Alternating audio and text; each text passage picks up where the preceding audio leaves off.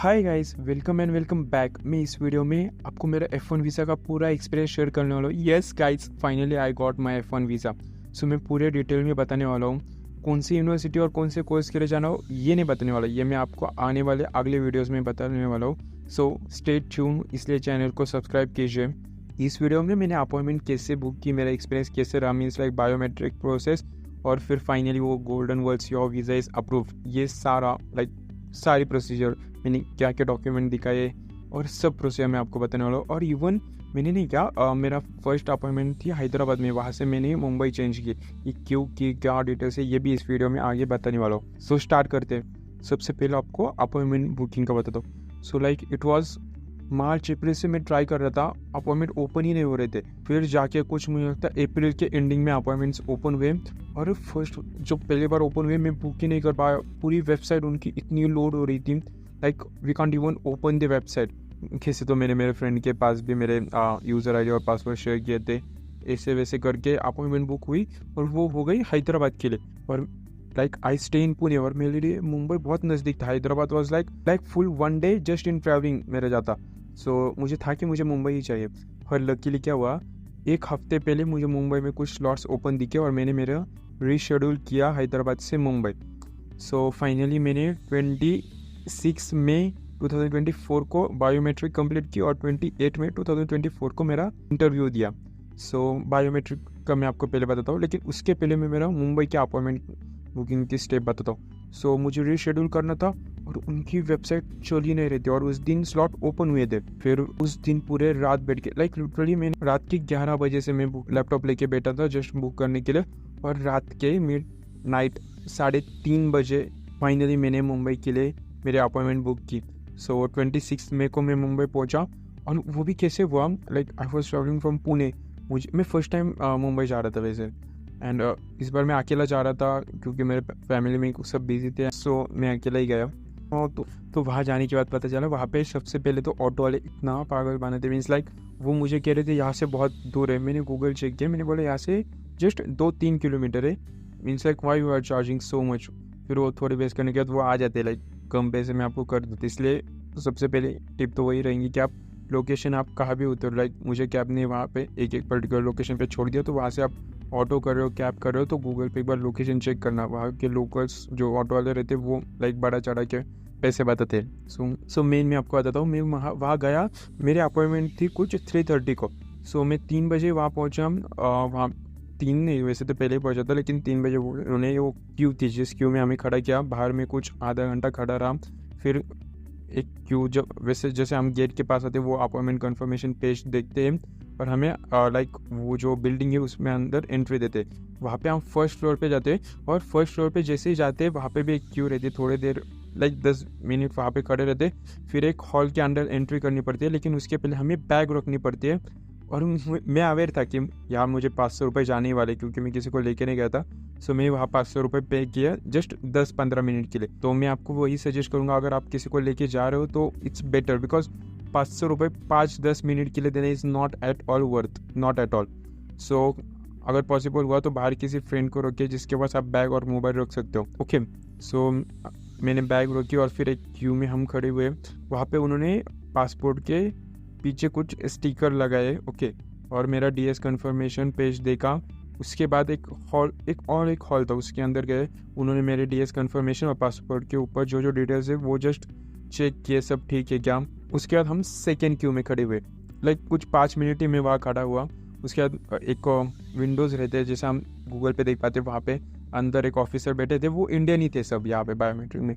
उन्होंने जस्ट मेरे फिंगरप्रिंट्स लिए, मेरा फोटो लिए, और जस्ट क्वेश्चन पूछे what is your name and what is your date of birth. वो जस्ट बेसिक रहता है वेरिफिकेशन के लिए। हाँ, तो जो बायोमेट्रिक के फोटो रहते हैं ना वो नॉर्मल निकालो, स्माइल मत करो। इवन इफ यू स्माइल ना, वो आपको बता देंगे प्लीज़ बी नॉर्मल। सो मैं आपको पहले ही सजेस्ट कर रहा हूँ। सो ये प्रोसेस हो गई, मैंने मेरी बैग कलेक्ट की, और मैं फिर से एक्चुअली वैसे पुणे से मुंबई वॉज 3 आवर्स जर्नी। सो मैं फिर से पुणे, मुझे वहाँ बहुत लेट हुआ, और मैं पुणे कुछ रात के 12 बजे पहुँचा।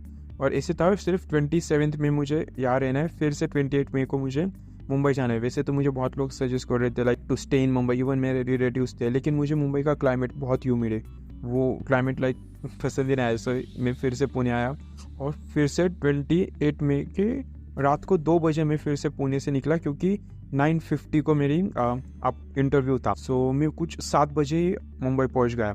बहुत अच्छा है वो एरिया, लाइक जहाँ पे इंटरव्यू होता है ना, जियो वर्ल्ड प्लाजा और वो सब एरिया है। उसके थोड़े आगे गए थे, हमें बड़े बड़े लाइक बैंक्स के हेड ऑफिस दिखते हैं। तो वहाँ गया, वहाँ जाके मैंने कपड़े चेंज किए। लाइक मैंने formal white shirt, black pant और ब्लैक फॉर्मल शूज़ पहने थे।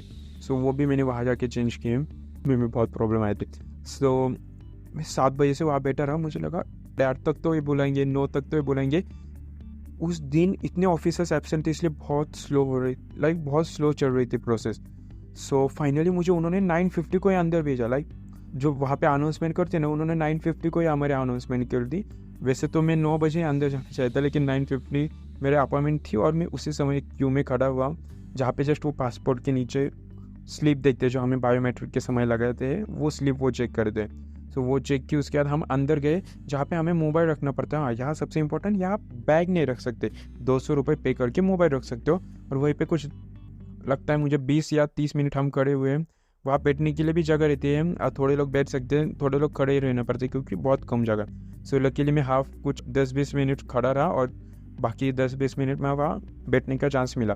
सो उसके बाद हम अंदर गए, जो हॉल था उसमें हम देख पा रहे हैं कि सब एक बहुत बड़ी एरिया है, जहाँ पे बहुत सारे चेयर्स है। बहुत like literally more than 100 student can sit at a time.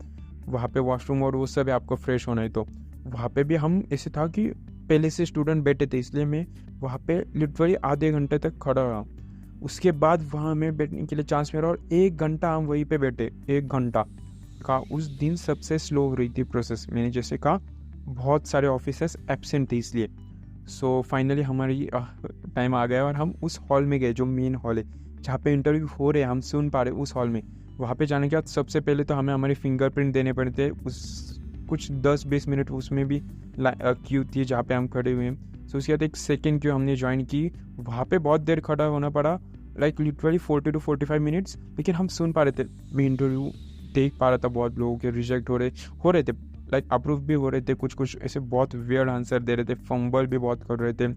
और मैं कुछ देख के ऐसे अंदर से तो था मेरा यार डीमोटिवेट हो रहा था, लेकिन कॉन्फिडेंस इस थी कि मुझे पता था बहुत बड़ा चांस है मेरे लिए। लाइक मेरे बहुत सारी चीज़ें स्टेक पे थी, ये चांस तो बहुत इंपॉर्टेंट था, इसलिए मैं फुल्ली कॉन्फिडेंट था, फुल्ली। बिकॉज कुछ ऑप्शन ही नहीं था।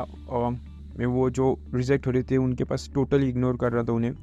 सो फाइनली मेरा टाइम आया और मेरा जैसे मैं वहाँ गया, वो कुछ 33 या 34 ईयर्स की अमेरिकन लेडी थी।